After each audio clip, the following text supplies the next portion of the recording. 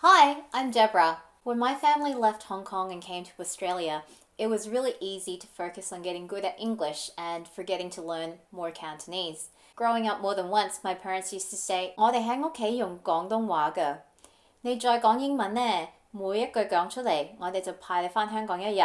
I didn't like going to Chinese school myself, but when my daughter was born, it surprised me how much I really wanted her to know how to speak Cantonese and for her to be able to communicate with her grandparents in Cantonese.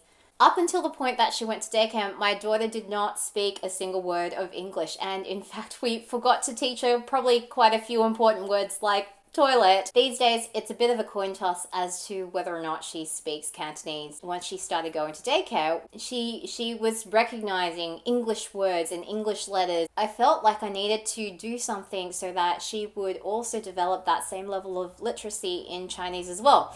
Problem is, I can't actually read or write Chinese. I can't even order off the Chinese menu at a restaurant. And so what I started doing was to look for Cantonese books to go with all of the English books that we were getting her. And what I found was most of them seemed to be written for Mandarin speakers. Very few of them used traditional Chinese characters. The other thing I noticed, very few of them actually used colloquial Cantonese. Cantonese is quite special in that the way you speak it is totally different to how you would write it down formally. So I really wanted to find Chinese books that had the same wonderful reading experience as the English books, such as, Oliver Jeffers' Lost and Found, which is a favorite book of my daughter's. A lot of the Chinese books out there, they felt like vocabulary books in disguise, and there wasn't a sense of story or wonder or characters that went on a journey and learned about themselves or learned something about the world. It was a real struggle to find Chinese books that would be engaging and fun for us to read together. To sit there with a cranky toddler at the end of the day at 7 o'clock at night and try to read these books when I had to keep stopping every second just to look up a word in the dictionary to see what it meant, and then having to translate that from the formal written language into the more informal way that we would speak Cantonese at home.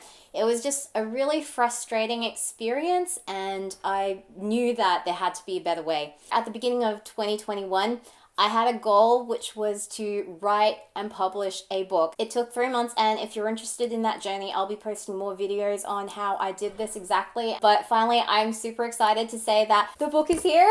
The book is published. You should be able to get it online at Amazon or at your favorite bookstore. If they don't have it in stock, get them to order it in at the counter for you. It actually got here just before her birthday, so it was really great to be able to sit together with my daughter and read this book with her on her birthday. I hope to do a lot more of these books in the future, so if you like this book, please subscribe to my newsletter and I'll keep you up to date as to when the next one is coming out.